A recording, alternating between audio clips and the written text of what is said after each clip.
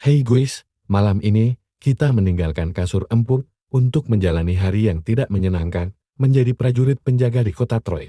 Bukan rapat Zoom atau kemacetan pagi yang kamu hadapi, tapi keringat, baja, dan kemungkinan besar berakhir jadi potongan-potongan daging. Sudah bangun? Bagus, karena kamu harus bangun sekarang juga, musuh sudah datang. Kamu terbangun karena suara trompet keras dari menara penjaga timur, mirip klakson bus sekolah. Jika bus itu melaju langsung ke arahmu, langkah kaki menghentak tanah di luar barat. Kamu melompat dari kasur jerami, rambutmu penuh debu dan nafasmu masih bau bawang putih dari makan malam semalam.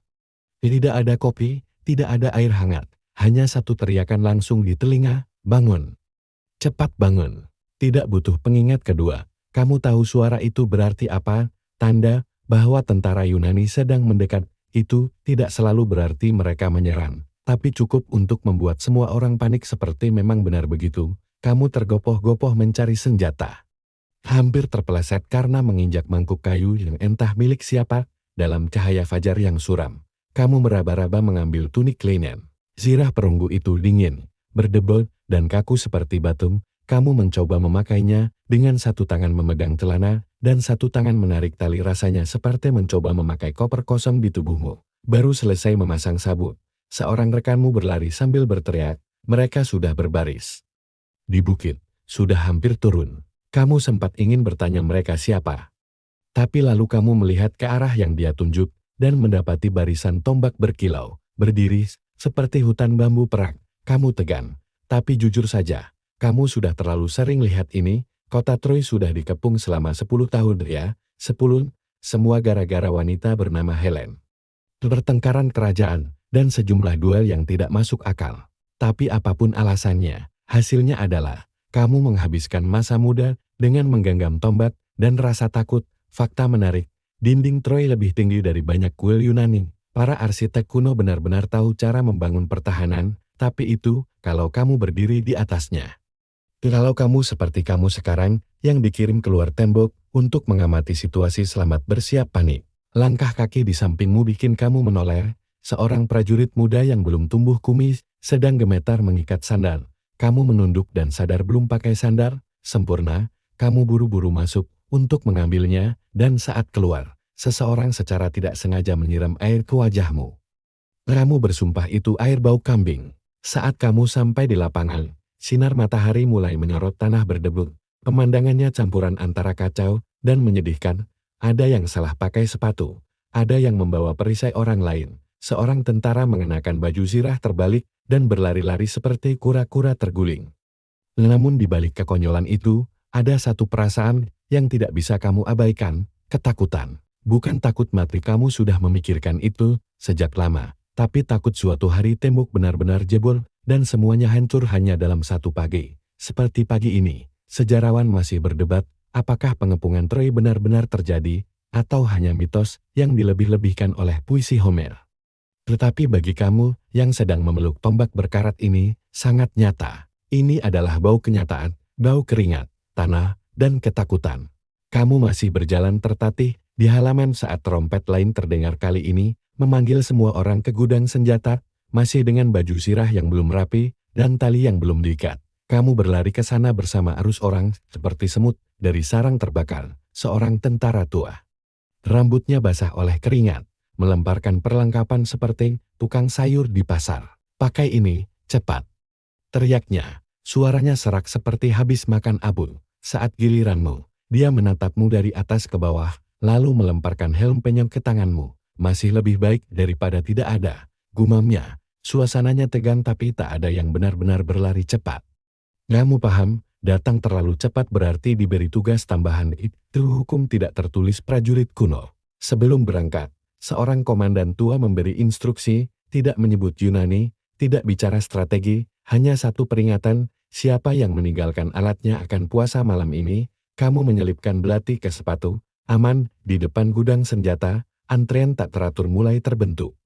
Helm itu beratnya hampir seberat kepalamu, tapi tidak masalah. Lehermu tergores setiap kamu menoleh. Kamu mengangkat wajah. Matahari sudah tinggi, kuning terang seperti kuning telur digoreng di wajan. Sayangnya, kamu adalah orang dalam wajannya. Kamu memakainya, dan langsung merasa dahimu terjepit lempengan logam yang miring, menyakitkan. Rapi setidaknya bisa melindungi. Seorang prajurit tua di depan menguap panjang. Hari sial lagi, keluhnya. Kamu siap, atau setidaknya hampir siap. Semoga hari ini hanya latihan, tapi dalam hatimu, kamu tahu, tidak ada yang memberi keju asin sepagi ini. Jika hanya latihan, kamu ingin menjawab dengan candaan, tapi tenggorokanmu terlalu kering, hanya bisa batuk di sebelahmu. Seorang prajurit muda sepertinya rekrutan baru, sedang bingung mengikat pelindung dada. Satu persatu, prajurit menaiki dinding. Jadi siluet di langit pagi.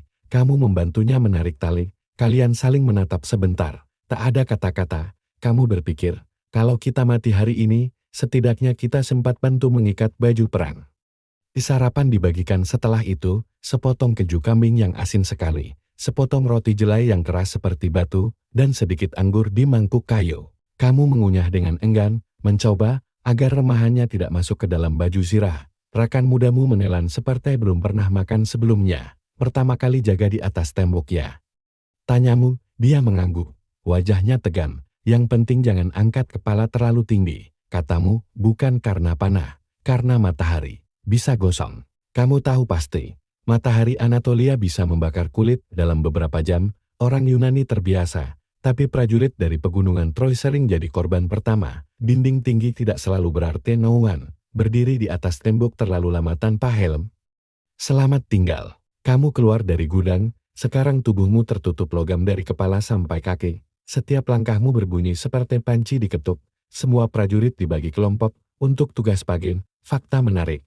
Banyak bukti arkeologis menunjukkan bahwa senjata Troy mencampurkan pengaruh Hittite dan Mesir. Lu memberi mereka perlengkapan yang unik dibanding musuhnya.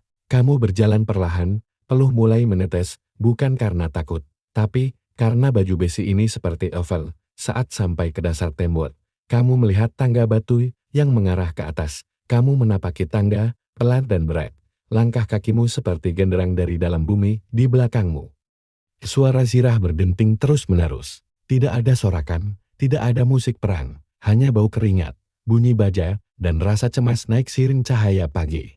Saat kamu sampai di atas tembok, matahari sudah tepat di atas kepala, rasanya seperti seseorang melemparkan wajan panas ke wajahmu, dengan sirah penuh dan helm logam. Kamu seperti kentang yang sedang dipanggang, kerah baju menggesek leher, helm menekan dahi.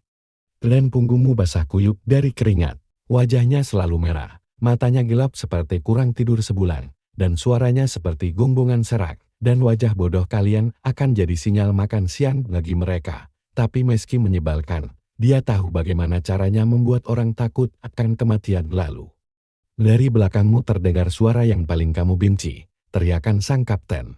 Meski tidak cocok untuk pegunungan, kereta perang memberi efek psikologis besar terutama jika dilihat dari atas tembok seperti ini. Bukan karena mengawasi tapi agar tak bertemu tatapan kapten, kamu tak menoleh. Hanya menggenggam tombak lebih erat, nafasmu panas. Memenuhi ruang sempit di dalam helm. Kalau kamu bengong terus, kamu yang bersihin toilet istana nanti. Di bawah, regulain mulai naik untuk pergantian jaga. Kamu masih punya 3 jam lagi sebelum giliran istirahat. Makan siang masih jauh, nada panjang dan dalam. Seperti rintihan, seorang prajurit tua berbisik, itu cuma iji nyale, mereka lihat siapa yang panik. Rekan muda berbisik, dia ngomel gitu tiap hari. Kamu menganggur, hari ini masih lunak, kadang dia lempar sup ke wajah prajurit. Sup panas. Tanyanya, kamu mengangkat bahu, sup dingin, untung, namun apa yang kamu lihat membuat jantung berdetak cepat. Barisan tanda putih Yunani membentang sejauh mata memandang, asap mengepul dari dapur mereka, panji bergambar ular tasali berkibar di air dan di kejauhan. Di kereta perang ditarik kuda hitam. Ada catatan kuno tentang musik, trompet, bahkan penari telanjang yang digunakan untuk mengacaukan lawan, tapi sebagian menganggap itu hanya imajinasi penyair. Semua tampak tenang, tapi mengancam, pemalas. Jalan kaki kalian seperti bebek pincang. Mau bikin Yunani ketawa. Kamu menghela napas, itu suara Kapten Trasos pemimpin regu jaga tembok, kami memanggilnya diam-diam Trasos mabuk. Tapi di dalam hati, bulu kudukmu sudah berdiri, orang Yunani sedang mengawasi, katanya dengan nada rendah. Mereka tidak akan menyerang, mereka menunggu kalian lengah, kepanasan, lelah, dan siap jadi tokoh utama dalam tragedi. Kamu merapikan tali baju, menarik napas panjang. Dan berpura-pura seolah kamu tahu persis apa yang sedang kamu lakukan. Kamu menoleh perlahan, semua orang berdiri kaku seperti patung, rekan mudamu gemetar. Keringat menetes dari lehernya ke dalam baju sirah. Kamu mencoba berdiri tegak, memegang tombak dengan kuat. Mata memandang jauh, fakta menarik. Pasukan Yunani terdiri dari berbagai unit infanteri berat, kavaleri ringan, bahkan kereta perang yang hanya dimiliki bangsawan. Apa lihat-lihat? Bentak Terasos sambil mengetuk perisaimu dengan ujung tombaknya. Bunyi bung membuatmu terlonjak. Dia menyeringai. Terdengar tawa pelan dari belakangmu. Mungkin prajurit tuai yang berdiri di dekat. Setelah Terasos pergi, semua sedikit rileks. Kalian berdua tertawa kecil untuk sesaat. Ketegangan terasa luntur. Langit timur sudah terang sepenuhnya. Sinar matahari menyelimuti batu tembok berwarna abu keputihan. Tiba-tiba, suara trompet terdengar bukan dari Troy, tapi dari kamp Yunani. Kamu berpura-pura tak mendengar, tetap berdiri tegak. Di sejarawan masih memperdebatkan apakah pasukan Yunani menggunakan taktik psikologis seperti itu. Apapun kebenarannya, kamu tetap berdiri di sini, menanti skenario hari ini. Suasana tenang tidak bertahan lama. Sekitar 1 jam kemudian, terdengar bunyi genderang kecil dari arah selatan. Dia hanya berjalan menyusuri barisan penjaga, memeriksa satu persatu. Saat tiba di depanmu, dia berhenti sebentar. Tombakmu mana? Kamu mengangkat tombak, tangan sedikit gemetar. Sandal? Dia melihat ke bawah. Untunglah kamu mengenakan sandal yang benar, tidak seperti kemarin. Dia mengangguk dan berlalu. Detik damai yang singkat, tapi cukup melegakan. Namun namanya tetap simbol pengorbanan dan kehormatan tipe pahlawan sadik yang kamu tidak ingin tiru. Tapi sulit untuk tidak kagumi, bukan dari dalam kota, tapi dari kamp Yunani. Kamu memiringkan kepala. Rekan mudamu berbisin. Hector menatapku, aku yakin. Kamu mengangguk. Dia menatap semuanya, jangan lengah. Dentuman itu berulang, tidak cepat, tapi stabil seperti detak jantung. Kamu tahu pasti, ini pertanda penyusunan formasi. Barisan tentara Yunani mulai keluar ke padang. Mereka tidak menyerang, hanya membentuk formasi, mungkin untuk menekan psikologis, mungkin awal dari gangguan kecil. Kapten Terasos kembali dengan ekspresi masam khasnya. Kali ini dia tidak berteriak. Seekor lebah terbang dan hinggap di helm. Kamu diam, lebah pergi. Kamu masih hidup. Satu kemenangan kecil. Tidak ada serangan. Tidak ada menara pengepungan. Hanya panas yang meningkat. Keringat makin deras, dan rasa tegang seperti tali tipis yang menggantung di atas mata pisau. Pelatihan yang kamu dapat lebih banyak teori. Seperti sebagian besar tentara zaman kuno. Gampang diajarkan, sulit diselamatkan. Gerbang Sean tempatmu berjaga dianggap paling sakral. Jika ini jatuh, bukan hanya tembok, tapi semangat seluruh kota juga bisa hancur. Tak lama kemudian, kabar menyebar seperti api. Pangeran Hector akan berkeliling tembok. Semua orang mulai memperbaiki sirahnya, menyeka wajah dengan ujung pakaian. Bahkan ada yang menata rambut. Siapapun itu, dia tetap Hector pahlawan Troy. Kebanggaan kota. Pria yang mengalahkan banyak jenderal Yunani tanpa goresan. Tubuhnya tegap, bahunya lebar, sorot matanya tajam, tak ada suara. Hector menatap semua prajurit, tidak tersenyum, tidak mencela. Saat melewatimu, pandangannya berhenti sebentar. Kamu berdiri tegak. Tombak dalam posisi formal. Hector tidak berkata apa-apa, hanya sedikit mengangguk seakan mengingat wajahmu. Kamu tidak sempat berdandan, baju sirahmu penyot, keringat membasahi pakaian.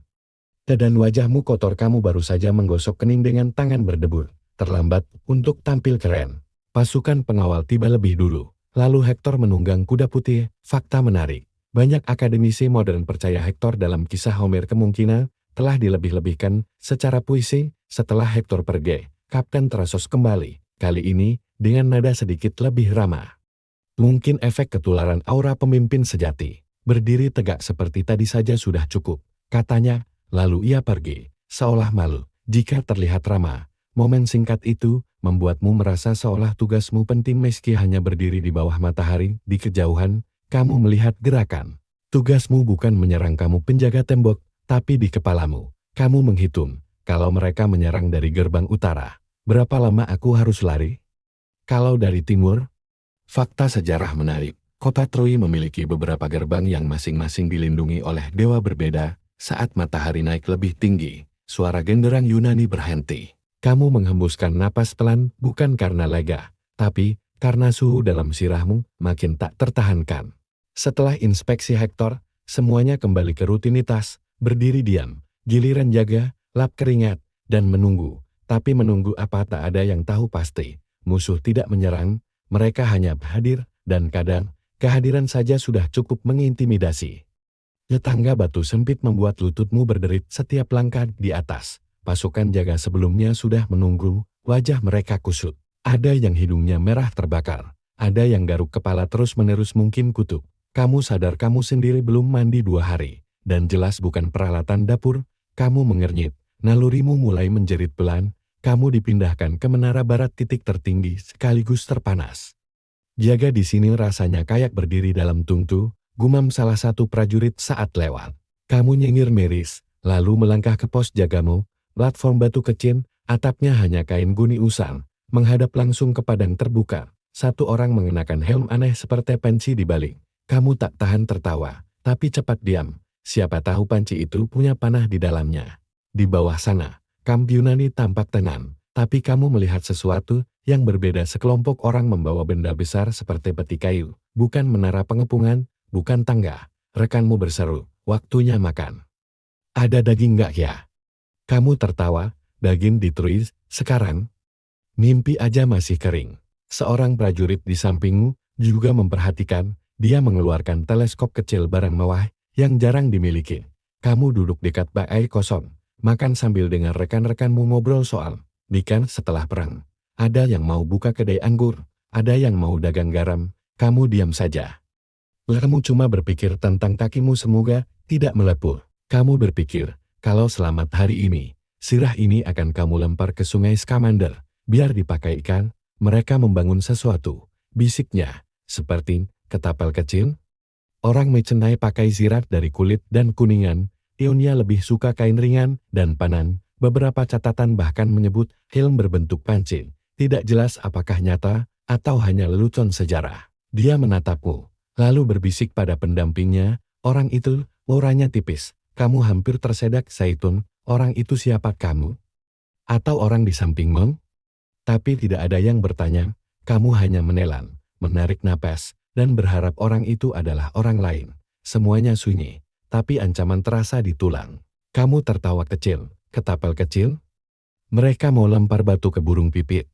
Dia mengangkat bahu. Siapa tahu, Yunani suka eksperimen aneh. Yang lebih aneh, ada beberapa orang memakai baju merah tua, tidak seperti seragam biasa. Fakta menarik, tentara Yunani dari daerah berbeda punya perlengkapan unik. Kamu kembali fokus, mengamati setiap tenda, setiap asap, dan jarak ke tepi hutan. Perang tanpa suara ini, seperti bom waktu. Dari pusat kota, terdengar lonceng perunggu, bukan alarm, tapi penanda. Waktu makan siang, beberapa menit kemudian, kamu diganti, menuruni tangga, kakimu seperti mau kopot. Keringat meresap sampai ke sabuk. Di halaman pusat, prajurit antre makan, sepotong roti jelai, beberapa zaitun kering, dan kejutan keju yang tidak terlalu asin. Tiba-tiba, seorang pendeta wanita berjubah ungu lewat dari kuil Apollo. Setelah makan siang cepat yang tidak begitu enak, kamu dipanggil untuk bantu tim teknik. Kedengarannya keren, tapi kenyataannya, kamu harus angkat PT, gali lubang, dan periksa jebakan tua. Kita harus cek jebakan minyak panas, kata pemimpin regu. Jangan sampai Yunani pikir kita malas.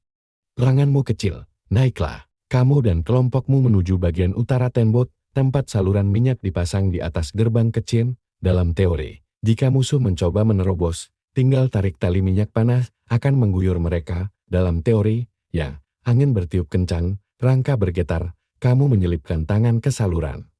Mencoba mendorong pengait, tanganmu tergelincir, sedikit minyak tua menetes ke bahu. Panas, tidak sampai melepuh, tapi cukup untuk membuatmu mengumpat. Untungnya semua orang sedang tertawa, tidak mendengar saat tiba. Salah satu saluran tergeser, miring, tak bisa turun, harus diperbaiki, kata prajurit tua, lalu menatapmu. Kamu mendesan, kecil bukan pujian di militer.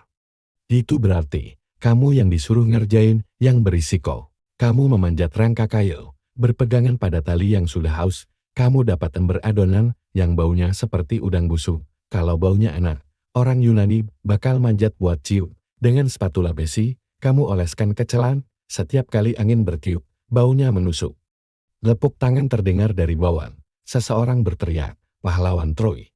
Kamu melotot, tapi tak bisa menahan senyum. Kamu membasuh tangan dengan setimba air kecil, lalu bersandar pada tembok. Tanganmu bergetar, bukan karena takut, tapi karena lelah. Di kejauhan, matahari senja mewarnai atap Troy dengan warna jingga. Momen tenang di tengah hari yang selalu penuh ketegangan.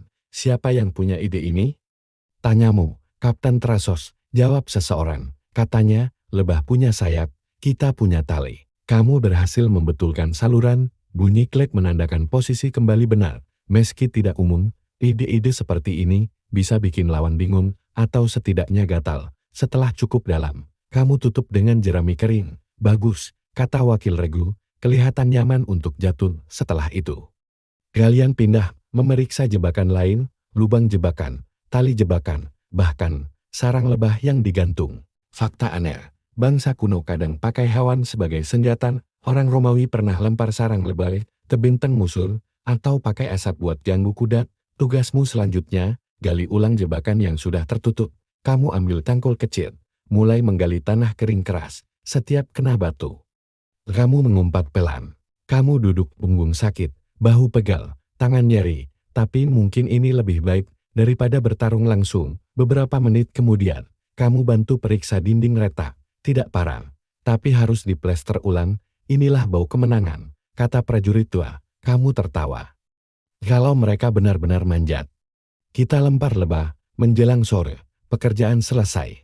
Kamu belum sempat duduk 5 menit, saat seorang prajurit datang berlari. Napasnya tersengal seperti habis dikejar hantu. Ke Kuil Athena, cepat, katanya, ada yang terluka butuh tandu tambahan. Kamu bangkit, punggung terasa seperti ditusuk paku, tapi tetap melangkah ke arah barat kota. Di tangga batu, 3 prajurit membawa 1 orang bajunya robek, sirahnya rusak, kaki kirinya tertekuk aneh. Kuil Athena berada di tempat tinggi, selain tempat sembahyang, kini juga difungsikan sebagai rumah sakit darurat. Dari jauh sudah terdengar suara rintihan, dan langkah kaki tergesa. Tubuh si korban bergerak sedikit, mengerang. Kamu tidak menatap terlalu lama bukan, karena takut, tapi karena kamu tidak ingin mengenal wajah lagi. Seorang pendeta wanita sedang membalut bahu seorang anak muda, mungkin baru 16 tahun.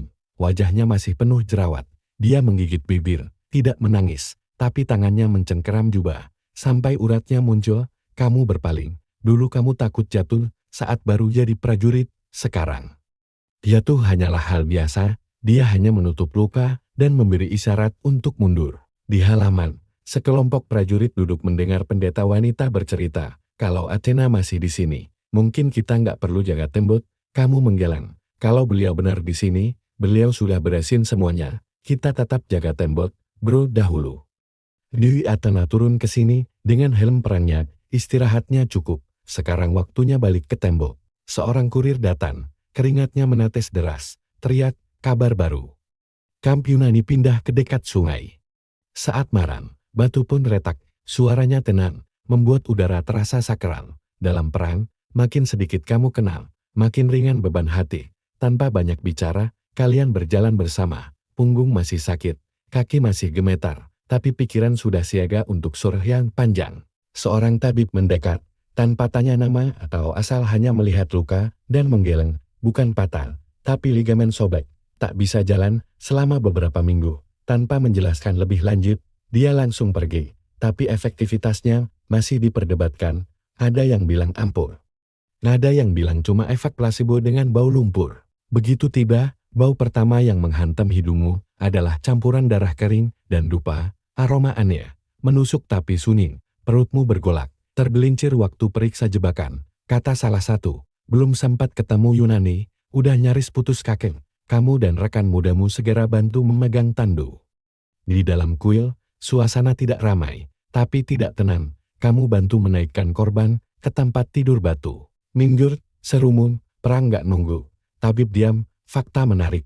Beberapa sejarawan percaya pengobatan di Troy dipengaruhi budaya Mesir dan Anatolia, termasuk obat oles dari madu dan kulit pohon. Kamu keluar dari kuil, kepalamu masih pening karena bau dupa. Rekanmu mengangguk. Kalian berdua tertawa kecil, tapi lalu suara derap kuda terdengar dari arah gerbang. Bukan kabar buruk, tapi juga bukan pertanda baik. Pindah kamp biasanya artinya persiapan, dan bagi prajurit seperti kamu, persiapan sering berarti masalah. Kamu menatap punggung si pembawa perisai, lalu memandang rekanmu. Dia mengangguk. Kamu kembali ke tembok saat matahari masih terik. Tapi bayangan sudah mulai memanjang, udara terasa berbeda, tak lagi senyap seperti pagi, tapi gelisah, tegang, jaga gudang panah. Setiap orang cuma dapat 3, kata kapten, jangan kasih lebih, jangan hilang. Kamu memegang satu ikat kecil. Rasanya tidak percaya, hanya 3. Kamu melihat sekeliling, semua orang juga menerima 3. Waktu itu Yunani belum sebanyak ini. Kamu bertanya, tahun lalu tembak apa? Dia mengangkat bahu. 1 kena kaki kambing, 2 meleset, 1 jatuh di depan kakiku, beberapa menghitungnya ulang seperti memegang harta karun. Penjaga makin banyak, semua menggenggam tombak erat, mata tak lepas dari kamp Yunani. Kamu ditugaskan ke Menara Timur untuk urusan baru, mengatur anak panah, 3 anak panah. Seorang prajurit tua di sampingmu berbisik. Tahun lalu aku dapat 4, 1 kali latihan waktu jadi rekrutan, lalu cuma latihan angin-anginan. Kamu lepaskan lalu terdengar seseorang menjerit di bawah. Entah musuh atau teman. Tapi kamu merasa sedikit lega. Sekarang, kamu berdiri di atas tembok. Tangan gemetar memegang busur, menatap musuh, dan tak tahu bisa apa. Keringat menetes dari hidung ke dada. Kamu tertawa, walau rasa lucunya getir. Kamu tidak tahu apa bentuk balasan itu. Tapi pasti bukan hal yang menyenangkan. Kamu tidak pernah jago memanah. Sebenarnya, tidak pernah benar-benar dilatih. Anak panah pertama diletakkan di busur, kamu angkat tangan. Menarik tali, dan melepaskan, panah melesat, dan kamu tidak tahu jatuh di mana. Di bawah, suara genderang Yunani terdengar. Bukan genderang besar, tapi suara berat, berdenyut seperti langkah kaki. Dan benar saja, kelompok tentara Yunani mulai maju ke padang, tidak semuanya, hanya sebagian kecil. Mungkin pengintai, mungkin pengalih perhatian, sedangkan di Troy, pemanah biasanya sukar lawan, tapi jarang dapat pelatihan sungguhan. Tak heran, dalam banyak pertempuran, adegan panahan sering terlihat menyedihkan. Rekan mudamu menelan ludah, udah boleh tembak? Kamu menggeleng. Belum, tunggu aba-aban fakta sejarah. Di banyak kota Yunani kuno, pemanah adalah tentara bayaran atau budak terlatih. Tiba-tiba, aba-aba terdengar peluit panjang. Anak panah kedua, kamu coba lebih fokus, tapi mata silau panah meluncur dan jatuh di dekat batu, mungkin kena tikus. Panah ketiga, kamu ragu, tidak ada yang memaksa, tapi menyimpan pun tak guna. Setelah rentetan panah singkat, semua mundur, beberapa bersorak. Beberapa hanya memperbaiki busur yang rusak. Kamu duduk, bersandar ke tembok, napasmu berat. Di sampingmu, prajurit tua mengeluh. Sudah, sekarang tunggu mereka balas. Kamu mengangguk, diam. Baru saja kamu duduk, angin mulai berubah arah. Angin laut bertiup dari barat, membawa aroma garam dan hawa sejuk ringan. Tapi cukup membuat seluruh tembok jadi gelisar, bukan karena cuaca tapi karena suara baru yang terdengar. Teriakan, kamu berdiri cepat, menatap ke padang. Dan kamu melihat mereka sekelompok prajurit Yunani berlari ke arah tembok. Tidak banyak, hanya puluhan, dengan perisai bundar, tombak panjang, dan teriakan keras seperti sedang tampil drama.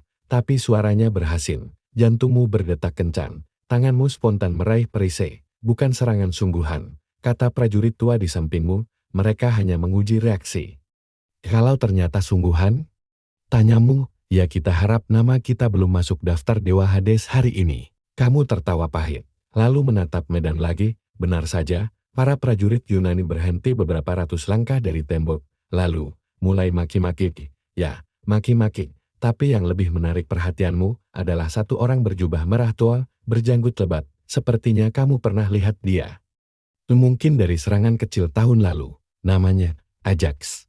Bukan Ajax yang legendaris, tapi mungkin peniru. Suaranya keras seperti drum pesta. Acara selesai, kata si tua. Sekarang saatnya mereka serius, berteriak. Kalian cuma bisa sembunyi di balik batu kayak cewek hilang sandal.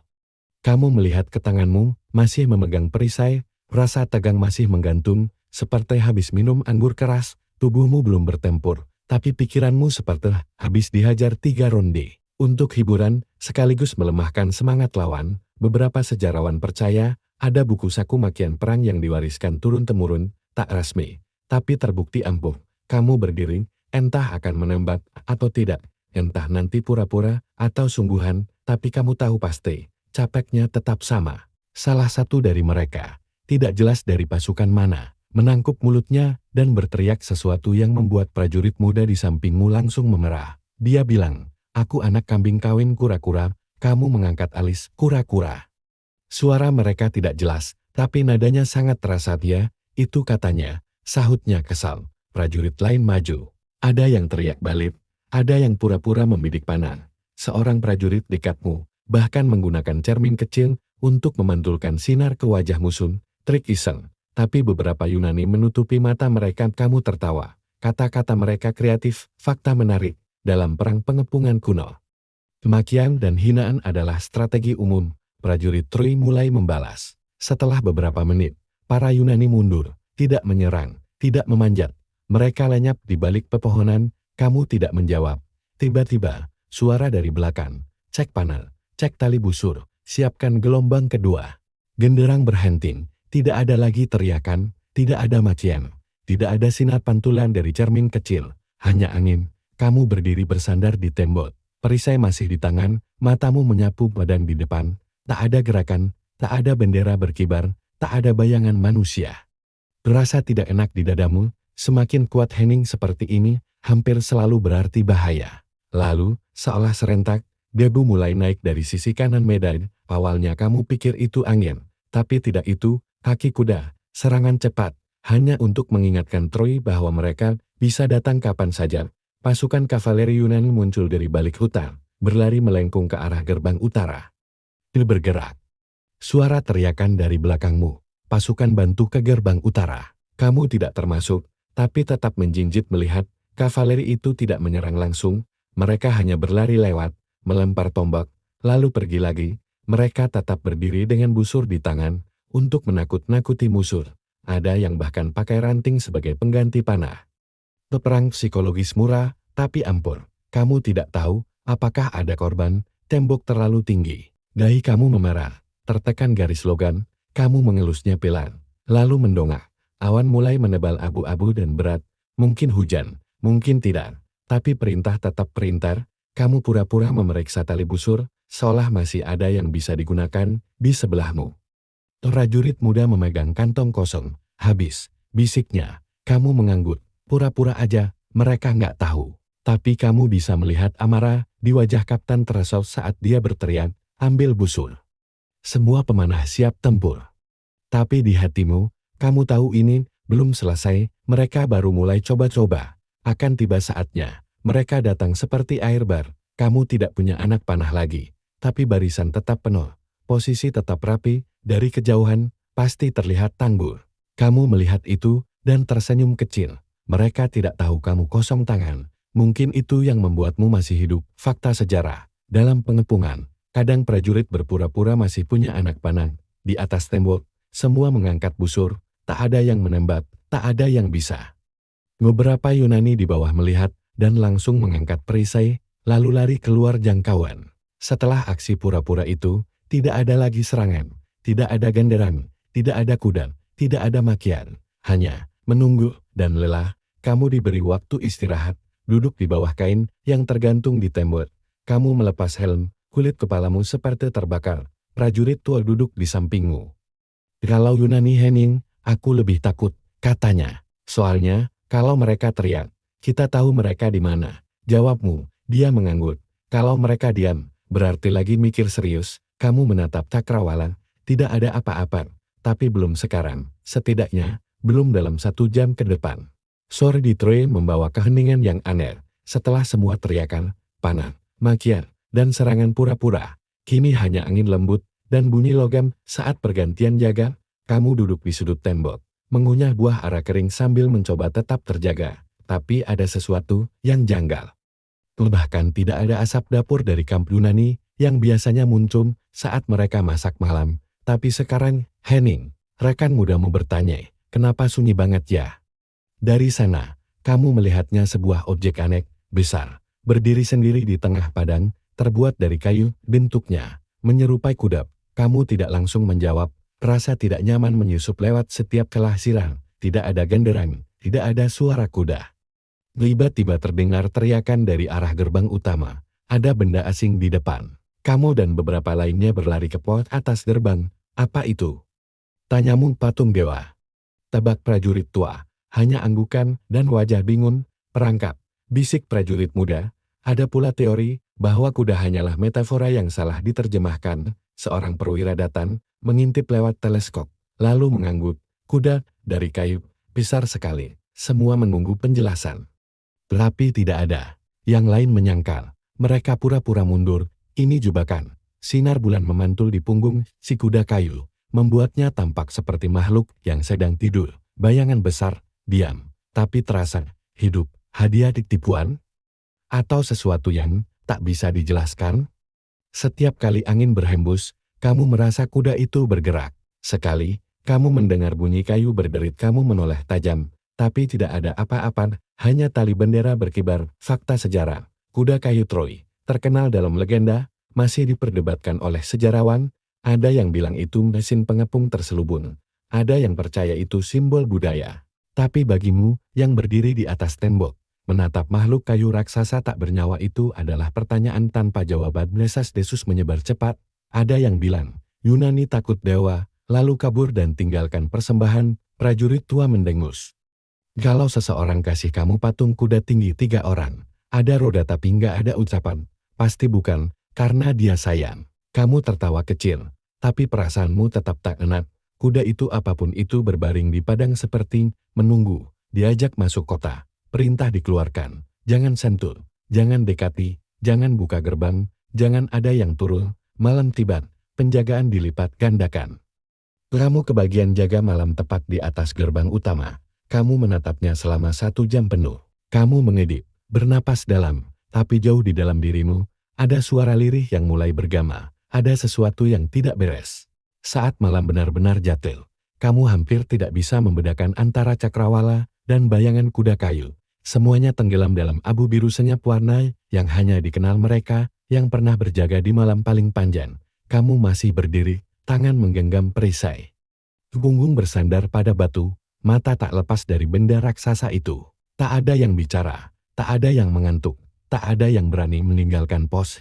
Lalu, sesuatu yang aneh terjadi. Dari dalam kota, terdengar kegaduhan. Kamu mendengar langkah kaki terburu-buru dari arah alun-alun. Sekelompok orang melintas di bawah menara, mungkin dari Raja Priam. Mungkin dari Dewan, tapi siapapun itu, mereka membuka gerbang, mereka menarik benda itu masuk. Kamu mengintip pasukan kota, mengiringi sekelompok orang berjubah putih, pendeta, pejabat, orang penting, dan mereka membuka gerbang. Mereka sudah gila, bisiknya. Kalau itu hadiah, kenapa orang yang kasih malah kabur? Apa yang mereka lakukan? Bisik Moon, suaranya menggema di seluruh batu. Rakyat bersorak, menari, bertepuk tangan, dan di atas segalanya, suara dalam kepalamu terus mengulang.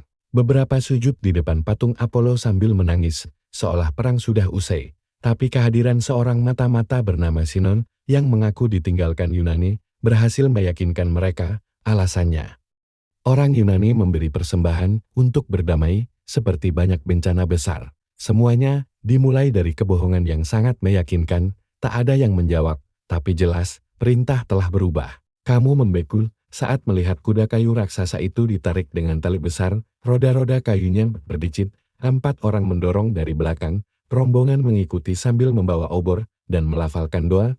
Tak seorang pun bisa. Para dewa telah memberi anugerah. Kata salah satu, ini adalah pengampunan. Kamu tidak percaya, tidak bisa percaya. Setiap langkah kuda masuk, jantungmu mundur selangkah. Tapi kamu cuma prajurit, tak bisa mencegah. Fakta sejarah aneh. Dalam beberapa catatan kuno, rakyat Troy berdebat keras soal membawa kuda itu masuk atau tidak. Kamu menoleh ke prajurit tua. Dia menatap ke bawah. Wajahnya tegang. Kamu diam, kamu tidak ingin dia benar. Tapi perutmu melilit. Nalurimu belum pernah sekeras ini. Saat kuda itu sepenuhnya masuk, gerbang tertutup. Kamu membalik badan, tak ingin melihat lagi. Tapi suara-suara itu tetap datang. Kayu berderit. Prajurit tertawa. Ada yang tidak beres. Ada yang tidak beres. Ada yang tidak beres. Prajurit muda di sampingmu bertanya pelan. Kalau mereka benar. Kamu menggeleng. Aku harap mereka benar. Tapi malam ini, aku tidak akan tidur. Angin malam menyelinap lewat celah baju zirah yang basah oleh keringat. Kamu masih berdiri di sana, tak menutup mata, tak berani duduk. Di bawah tembok, rakyat kota sudah tertidur lelap, yakin bahwa perang telah usai di dalam kota. api unggun padam, lagu-lagu berhenti. Hanya napas orang-orang yang tak sadar bahwa mereka tidur di tepi jurang. Kamu tak tahu jam berapa, tak ada jam malam di sini, kamu hanya melihat bintang-bintang bergerak pelan ke barat. Tiba-tiba, ada suara kecil sangat pelan, seperti tali digesekkan ke kayu, kamu menoleh. Tak ada siapa-siapa, kamu menatap kuda kayu di alun-alun, diam besar. Bayangannya panjang dan punggungnya seperti benjolan hitam yang membisu. Tapi lehermu terasa terkunci, antara takut dan tak yakin kamu tidak bermimpi. Tapi kamu jelas melihat para sosok itu menyebar, menghilang ke lorong-lorong gelap. Tak ada yang tahu berapa banyak tapi cukup untuk meruntuhkan Troy dalam semalam. Lalu, kamu melihat sesuatu bergerak. Sebuah celah kecil terbuka di perut kuda. Seseorang merayap keluar. Kamu membeku, matamu membelalak. Napasmu terhenti, di dalam kuda itu bau darah, asap, dan kayu terbakar mulai mengisi udara. Api sudah menyala entah di mana, tombak di tanganmu, jantungmu berdentum. Di jalan, kamu melihat bayangan prajurit, tapi bukan dari Troy. Mereka tidak pakai seragammu. Gerbang kota yang terbuka. Seorang prajurit Troy datang, berhasil menjatuhkan satu penyerang. Kalian saling pandang, matamu berkata, mereka sudah masuk, kota jatuh, mereka pakai belate. Bergerak seperti serigala, orang itu turun, senyap seperti kucing. Lalu satu lagi, dan satu lagi, kamu tak percaya, ada orang. Kamu ingin berteriak, kamu menggigil, menggenggam perisai, berlari ke menara terdekat. Kamu memukul batu 3 kali tanda bahaya, tak ada balasan, mungkin mereka tertidur, mungkin mereka sudah mati. Fakta menyeramkan, menurut legenda, pasukan terbaik Yunani disembunyikan di dalam kuda kayu, mereka menunggu malam. Lalu keluar dan membuka gerbang, mereka tak paham. Tetapi begitu melihatmu dikejar 3 orang asing, mereka langsung bertindak. Suara logam beradu menggema di malam seperti lonceng kematian, kamu berlari. Tak sempat berpikir, kamu berteriak, musuh di dalam kota. Mereka ada di dalam kuda. Beberapa prajurit bangun, kamu menyerang, meleset, lawanmu menghindar dan membalas. Kamu menangkis getarannya membuat lenganmu mati rasa, kamu menendang musuh mundur. Dan saat itu juga, suara paling mengerikan terdengar, suara kayu pecah, logam dibuka, dan mereka sudah membuka gerbang. Kamu berlari, tak ada waktu berpikir, tak ada waktu membedakan mana kawan, mana lawan. Kamu hanya berlari di antara api, asap, jeritan, dan cahaya obor yang membuat malam jadi neraka. Kota Troy terbakar, betulan terbakar, jalan-jalan yang dulu kamu lewati tiap pagi kini penuh darat, tubuh jatuh. Dan suara teriakan mengerikan. Ada yang memanggil nama anaknya, ada yang memanggil istri, ada yang cuma berteriak, aku tak mau mati. Kamu tidak tahu, kamu bukan penjaga lagi, bukan pemberi perintah, kamu hanya seorang yang berusaha bertahan, dan malam ini, itu satu-satunya tujuan, bertahan hidup. Tapi malam ini, semua kata dikunyah oleh api, kamu lari ke arah Kul Athena tempatmu bantu angkat korban luka kemarin. Kamu berharap ada yang selamat. Tapi saat tiba, atapnya sudah roboh, asap tebal, pintu masuk tertutup reruntuhan, sebuah tangan menjulur dari puing-puing diam, kamu berpaling, hatimu sudah terlalu lelah untuk merasa sakit, mayat tergeletak di antara 2 lapak, prajurit muda menatap kosong. Ngaku kenal Dian, kamu pernah dengar, tak pernah percaya, tapi sekarang, itu satu-satunya harapan. Mereka dikepung, seseorang berteriak, mundur. Jangan biarkan mereka masuk kuil Hera. Kamu ingin membantu, tapi kamu tahu, jika berhenti, kamu juga akan ikut mati. Kamu memandangi mereka sekali lagi, lalu berjalan lebih cepat. Tak ada yang bicara, tak ada yang saling tatap. Mereka hanya berjalan seperti mimpi dalam gelap. Cahaya api menerangi bayangan, gerbang kota sudah jebol. Troy tenggelam. Penjual anggur, kamu menarik lengannya. Lihat ke depan, tak ada yang tahu kamu pernah berdiri di atas tembok itu. Tapi kamu tahu, dan kamu akan selalu ingat setiap batu, setiap prajurit, setiap tatapan terakhir dari kota yang dikhianati, dari kejauhan. Kamu melihat api membumbung seperti jamur merah menyala. Suara logam bertabrakan, jeritan, ledakan. Troy bukan kota lagi, ia jadi lubang raksasa yang runtuh perlahan. Prajurit muda di sampingmu bertanya, terengan, kita harus gimana? Kamu menariknya masuk ke gang kecil dekat pasar, tapi tempat yang dulunya jual keju, roti, dan bunga kini jadi abu. Fakta menyedihkan, saat Troy jatuh, banyak warga tak tahu apa yang terjadi, hingga pedang menancap di punggung mereka. Tak ada alarm, tak ada trompet, hanya kegelapan, Dan darah, kamu belok ke arah barat, mendekati istana. Di jalan, kamu melihat sekelompok prajurit Troy bertahan di gerbang kecil. Sepatu kompangmu lecatkan kaki, bahumu mati rasa karena perisai dan tombak, napasmu tersengal, tapi kamu tidak berhenti. Di ujung kota, kamu melihat sebuah pintu sempit terbuka ke dinding tua lorong rahasia yang hanya diketahui prajurit senior. Lewat sini, teriakmu. Prajurit muda mengikutimu, matanya bersinar secercah harapan terakhir. Kamu masuk ke lorong batu, gelap, tak ada cahaya, hanya langkah kaki dan detak jantung. Beberapa meter kemudian, kamu dengar suara orang. Ada yang sudah masuk lebih dulu, seorang wanita membawa anak, seorang kakak dengan tongkat, seorang pendeta komat kamit. Kamu menoleh ke pintu masuk lorong, kamu berpaling, terus berjalan masuk ke kegelapan, tak ada yang tahu siapa kamu. Kamu keluar dari lorong saat fajar hampir menyingsing. Di belakang, Troy masih terbakar seperti tungku raksasa di lembar. Cahaya merah menyinari langit, memperlihatkan asap hitam yang bergulung seperti naga. Suara runtuhan terakhir bergema seperti raungan binatang sekarat, tangan kosong. Baju sirah sobek, mata perih, karena asap dan air mata. Kamu, prajurit yang dulu berdiri di atas tembok kota, kini berdiri di atas bukit rerumputan. Di luar tembok, di sekitarmu, mereka yang selamat berkumpul dalam diam, tak ada yang bicara. Seorang ibu memeluk anaknya, matanya kosong menatap ke arah rumah yang telah tiada. Mereka percaya pada hadiah, mereka percaya pada perdamaian, mereka percaya akan sesuatu yang baik setelah 10 tahun perang, dan itulah yang membuat mereka runtuh. Angin pagi meniup rambutmu, membawa bau abu dan garam laut. Kamu menatap timur tempat matahari mulai muncul. Tipis seperti bilah pedang. Kamu bukan pahlawan, kamu tak menyelamatkan siapapun, tapi kamu menyaksikan segalanya, dan kamu akan mengingat. Seorang lelaki tua menggenggam pisau dapur, seolah masih menunggu seseorang datang menyelamatkan. Prajurit muda yang bersamamu duduk terkulai, kepalanya tertunduk.